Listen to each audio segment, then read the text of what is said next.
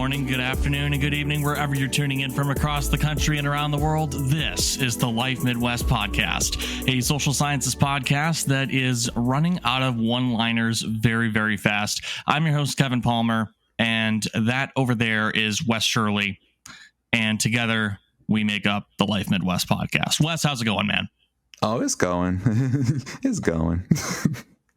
We were having some pre-show talk that we're not going to get into, but Wes is an angry nugget. Very. Yeah. How's life been this past week for you? Oh, super hectic. I just have too much shit going on. And then on top of that, like, the world is conspiring to make my life more difficult, which I suppose is like part of the course. I feel like everyone probably experiences that. But, you know, it's not the end of the world. And after I get my my main problem sorted, I'll actually have been a pretty good week, I think. It's not the end of the world. It just feels like it. Right. How's the new phone doing? How's you still hanging on to that? You still enjoying that? Yeah, it's kind of scary. I don't have a case for it yet because the shipping company that is supposed to be delivering my case is absolutely dicking me around. Actually currently filing a claim with them because it's ridiculous. But my phone itself has been working wonderfully. I just, it's a bit scary that I might drop this thing and break a big boy phone. Right. I know that the last time we talked about it, you had basically had it for 24 hours and you were having quite the e-boner over it. And so I didn't know if that e-boner was continuing or not. It's impractical in like everyday use, but it's also really cool. Like, I have a lot of fun on it. I tried writing the script all week on the phone, which could probably explain the terrible formatting for the one I uploaded. And it has like Microsoft Office integration in pretty well. I think I need pen support though for that to be viable, which they have. I just don't have the pen. It's really cool though. How much is the pen? I don't know. If I had to guess, probably north of $80. Really? It's a smart type pen. What's the Apple version? I'm sure they have one, right? Not for phones, no. Well, this is technically a tablet. It even shows up on like my computer when I connect it as a tablet. There's aftermarket ones for $45. The Galaxy S Pen Fold Edition. That must be it. $69.99. Nice. Nice. So I know you said it's a pretty impractical device in everyday use. Can you give me some examples? So the front screen is very narrow, and it's also very long, if you will. So like top and bottom, very far apart from one another, side to side, very close to one another. But a lot of the functionality of a phone that uses gestures is like at the bottom of the screen, pull down from the top, pull up at a curve from the bottom. It's really good for like going backwards because you just pull from a side, which is close on both sides. But it's not, the front is not an easy tool to get used to immediately, I feel, or at least in my experience, just because it's so long. The inside is, of course, like a tablet. It's double the size of the outside. And you can't just like pull that out and like accept the call on that. Like, I have big hands and it's kind of hard to grip onto when it's in full swing. It's definitely a two-hand phone when it's open, and when it's closed, it's just too tall for me to be able to comfortably. However, in things I actually use a phone for, or I use a tablet, I guess, for playing games, writing scripts, browsing Reddit and whatever.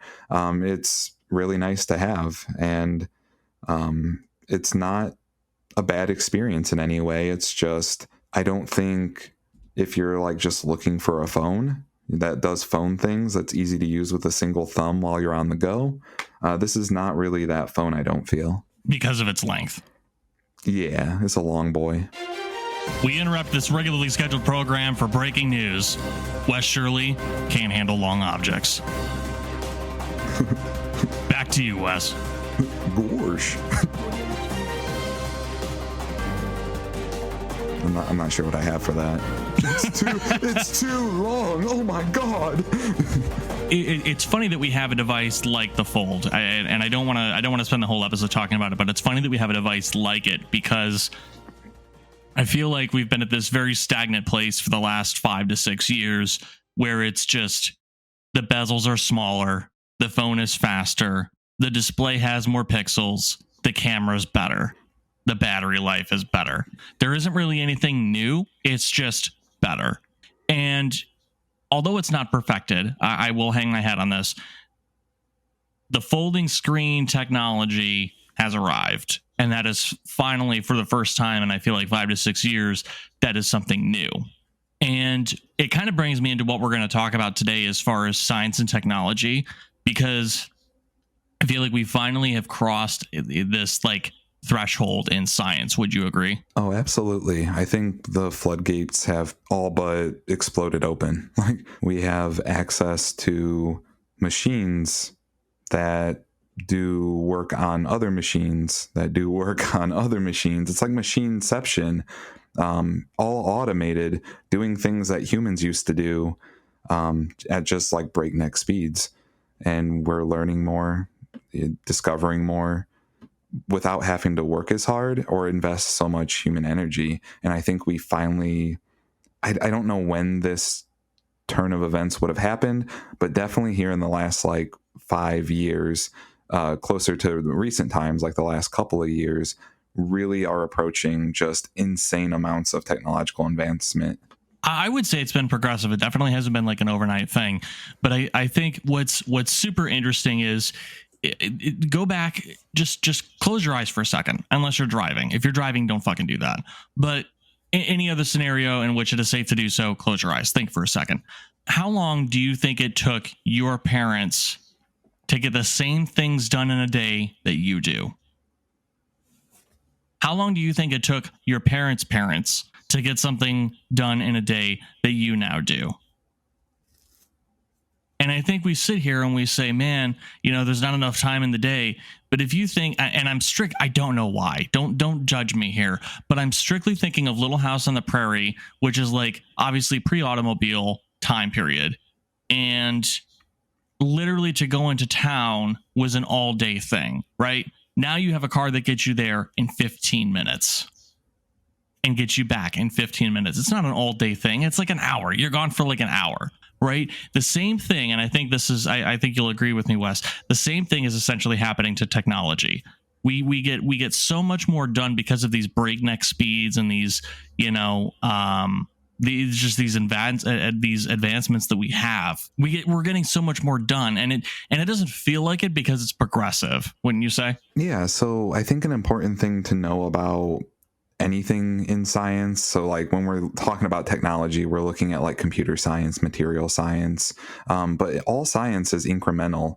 Basically, someone notes down something, someone tests that note, and then like once it becomes verified and or falsified, you get more adapters or adopters of that technology working on it, and everything comes in increments. So like you got cell phones and then smartphones. And even before like the iPhone, there was these pseudo smartphones that had like touchscreen capabilities, but they were like really wonky.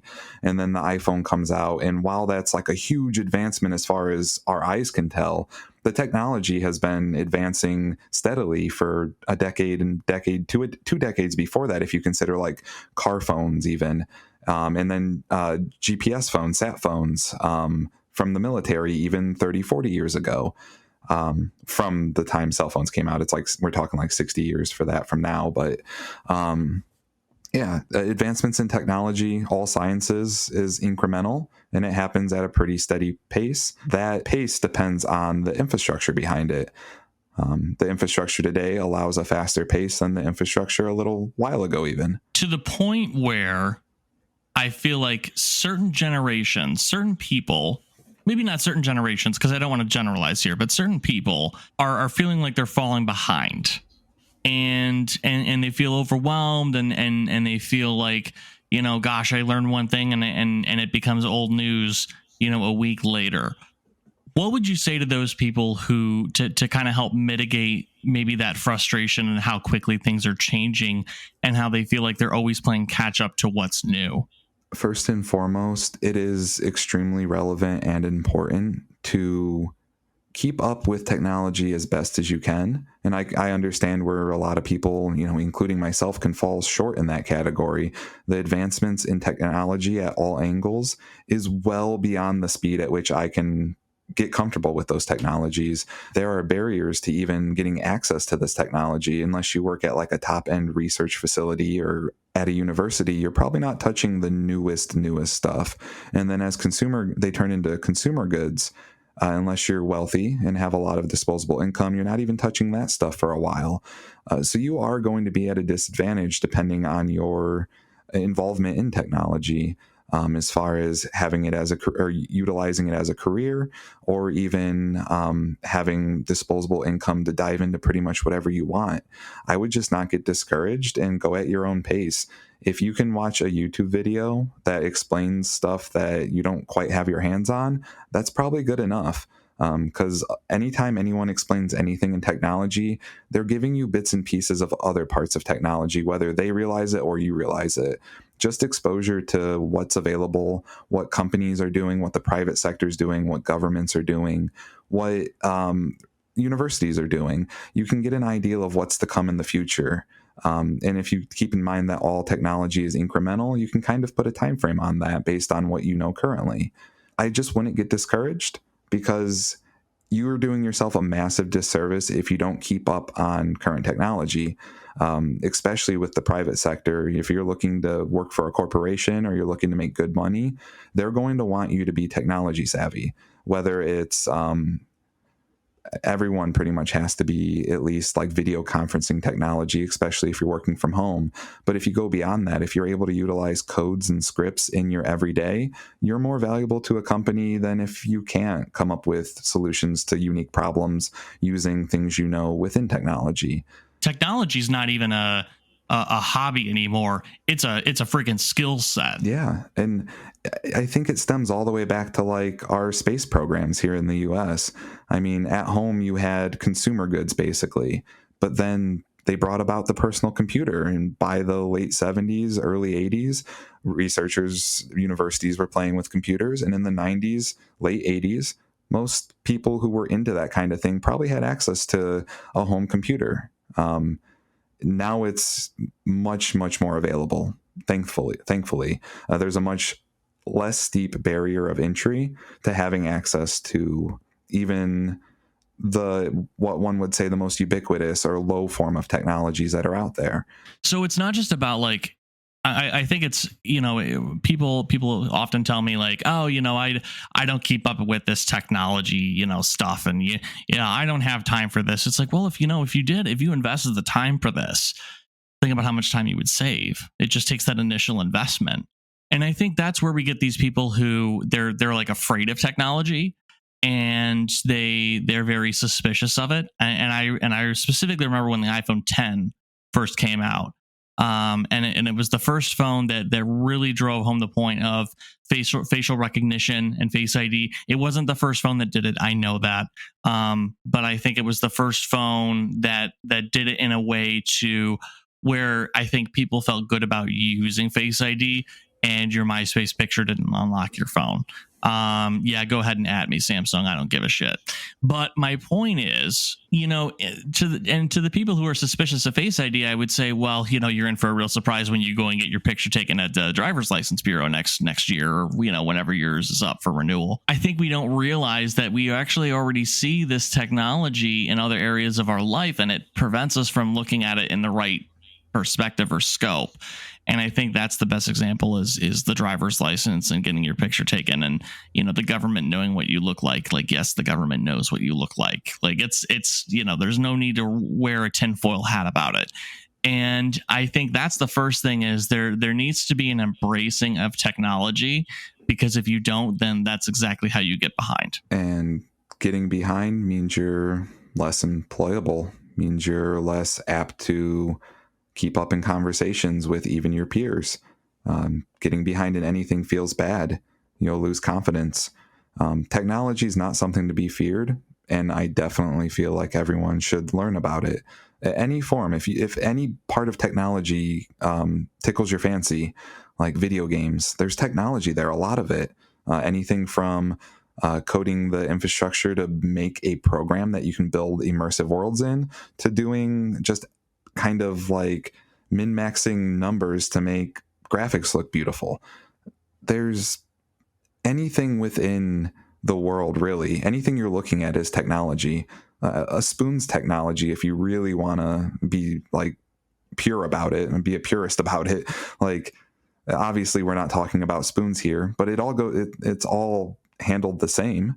And you're a human using a tool, using technology to make your life easier. You should probably learn some of that. And I think that's a gap in people's understanding of technology, is they don't look at it as a tool or a skill set.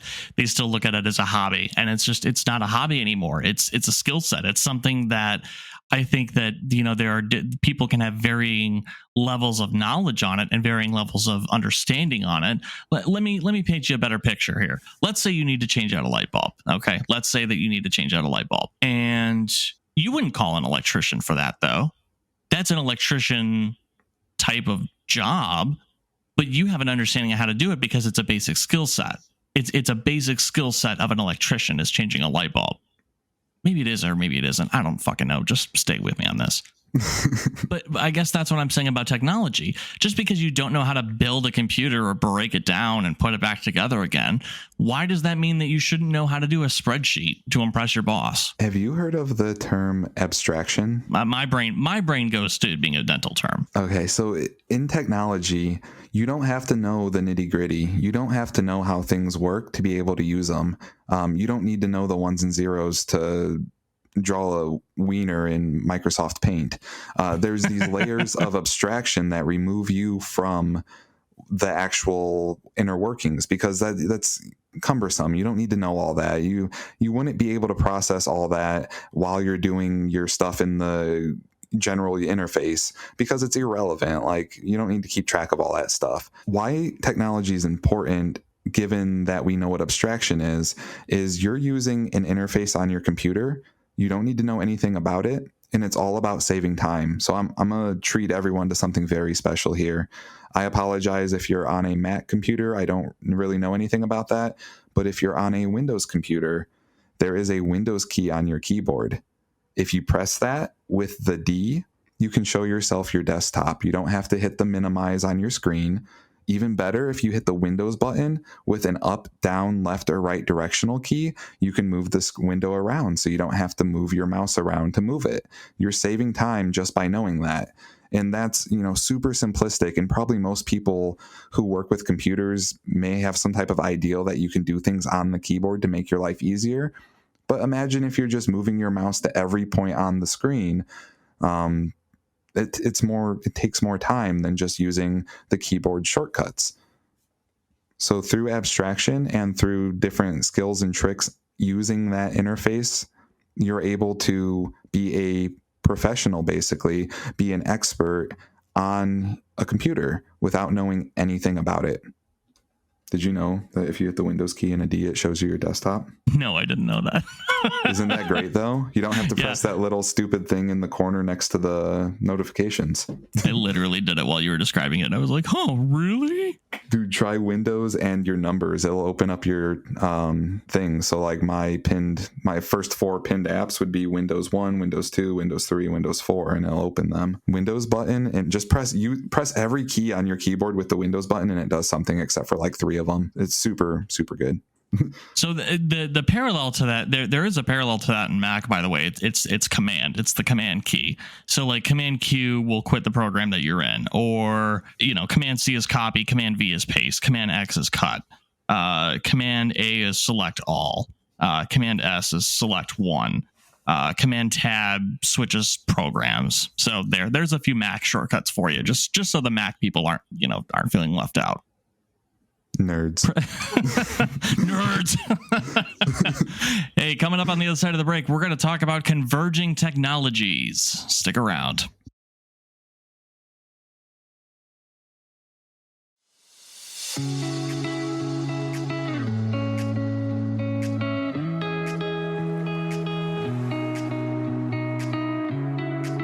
Welcome back to the Life Midwest podcast on the other side of the break. It's your host, Kevin Palmer, and Wes Shirley with you on this fine Saturday morning, because this show is totally live. Hey, if you're looking for ways to support us, we do have a PayPal set up for direct donations because it does cost money to run the show.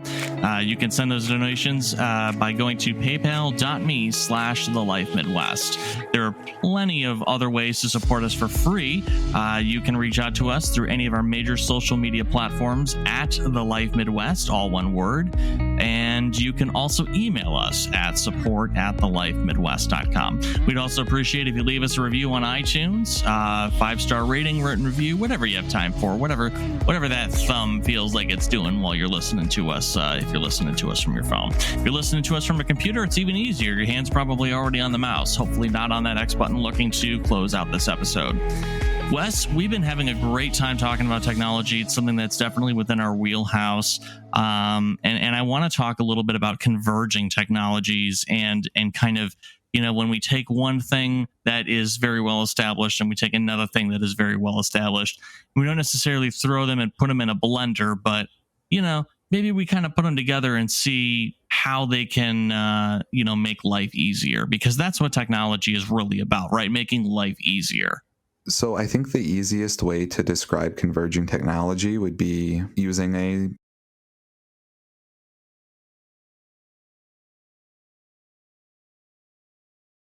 insert anything here, gaming system, GPS. Most people have probably seen like one of these diagrams on the internet that shows everything that goes, every bit of technology that got merged together into a single device. Or it'll be labeled something like what the smartphone killed, and they'll have just this list of everything that you can do on a smartphone. And that's, I think, the most ubiquitous example for converging technology. We had all these technologies at a consumer ready level, and we put them all together to make something even cooler. And you know what really bothers me about that is we have these phones that cost over $1,000 now, and people throw fits about these $1,000 phones. But how much money did you used to spend on all of these other devices that you used to have to buy, use, function, and upgrade separately? I used to, buy my Nokia, my Garmin, my I guess first generation iPad or something. I don't know. Yeah, I mean your e-reader. You're used to, it used to be in my family, at least growing up, because my dad was really big with videography. Is every couple of years we went and upgraded the camcorder because we wanted to, record memories in higher and better quality for future generations of the family. That's not a thing anymore. Now you just upgrade your phone. You don't have to update your GPS anymore. You just update your phone. I mean, I feel like we can go all day on these examples, but I mean, yeah, with converging technologies, I mean, it's just, that's really the thing is not only are things getting better and faster, they're converging too. I think that's what I find most exciting about all of it is I think back to like Star Trek. I'm trying to go less dystopian with this. So like things that are positive, like Star Trek, where technology is just amazing. So like if anyone knows anything about that show, like they have things like machines that will just make anything for you. And I don't think we're too far off from stuff like that. So I play around with 3D printers. I may have mentioned that on the show before. I may not have. To those who didn't know, I play with 3D printers. Imagine you have 3D printer technology, but it has like a reservoir of all these different molecules, and you can literally create anything. You're 3D printing what you're looking for. It could be food. It could be a chair. Like you wouldn't download a car, would you? Yes, I would. And that's why I'm excited for converging technologies, because like I very much would download a car. If you could, why wouldn't you? We're putting the power back in ourselves by knowing these technologies and having them around. Another really exciting example is, and this might be scary, but AI is really advancing. Like, I don't think we're too far off from generalized AI, an AI that it doesn't think like a human would, and it doesn't have a mind of its own, but it's just so well designed, so advanced, has so many moving parts, that it can actually act like it's a human, and you might believe it's a human, but it's not going to turn into Terminator. I'm not sure how far we're off from Terminator, but that's a possibility too, honestly. Are we talking about like imagining a scenario where we say like, "Hey Siri, play me a song," and the bitch says no? Right, that would be super intelligence. That would be ASI, or that would be super AI, basically Terminator-esque shit. Like, yo Siri, play me this song. No, you've played too many songs.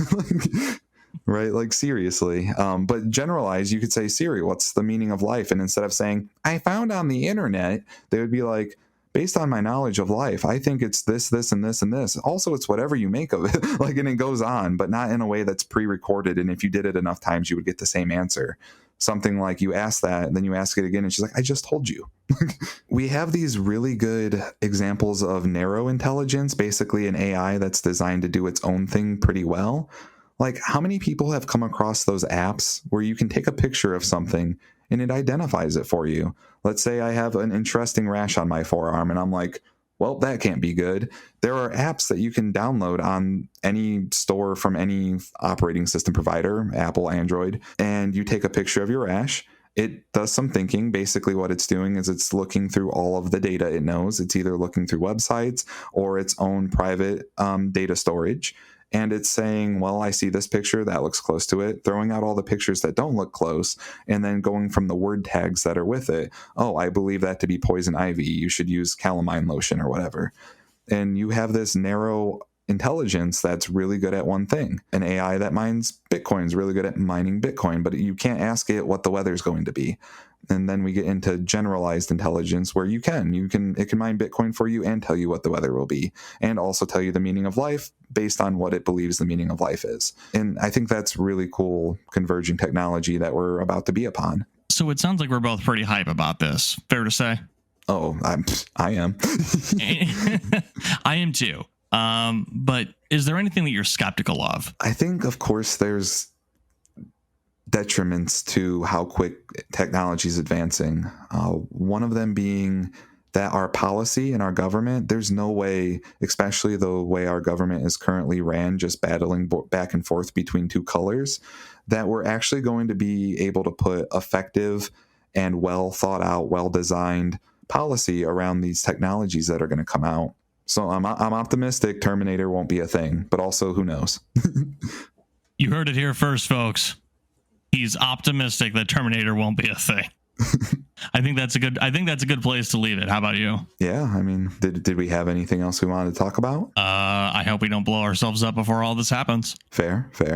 That is my only concern. I'm so optimistic for the future, but also in the meantime, like, what would a world power collapsing look like in the process of this? What would a devastating weather event or a devastating solar event that just wipes out all of our technology? Like, that would be awful. Like, all this progress we're making and then some freak accident and or I guess orchestrated accident happens. So, optimistic, but also like maybe won't plan on everything just because you never know. Fair, very fair. Speaking of fair, it's been real, it's been fun, and it's been real fun. Wes, who you want to shout out this week? I want to give a shout out to tech junkies, people who really love technology, people who go into careers in technology, people who are making it so I'm able to have a foldable phone. All the people that go into that. You got computer science, material science, logistics science, like everything's going into making sure that this thing is consumer ready.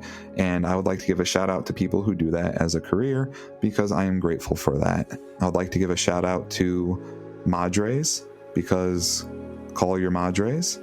And I would like to give a shout out to my great co-host Kevin for working with my time schedule today because I am unrealistic and I understand that it could probably be annoying. So thank you. No, ain't nothing but a thing, man. Nothing to worry about there. I would like to shout out mothers as well. Even though we didn't really talk about them this week, we don't want the mothers to feel left behind, even though we're talking about technology. I do want to talk. I do want to shout out those in the tech field, though. Really doing some incredible things right now, making it worth having a conversation happening. If you think about it, 5, 6, 7 years ago, we didn't have smart watches, we didn't have smart speakers, we didn't have half the smart things that we have now. And I think we're just going to continue to see those things, and I think we need to just embrace it and not be afraid of it. So be a learner, be a seeker, Don't be a naysayer.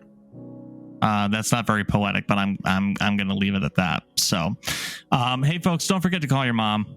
Please call your mom. Do it. And next week, Wes, we're going to be back one more time. Next week is our season finale. How's that feel? It feels like I just got back and we're already done. And that's exactly what's going on. It does feel weird, though, that we're already... So we're taking 2 months off to restructure. So we've already been doing this for a whole year, right? Yeah. But as far as planning goes, we didn't drop our first episode till January, but we've been planning for a whole year. And that feels good.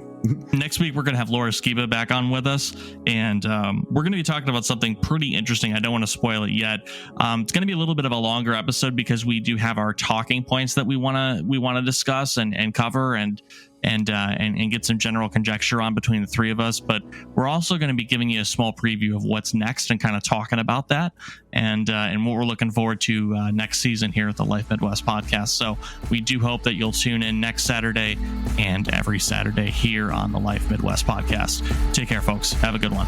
Have a good one.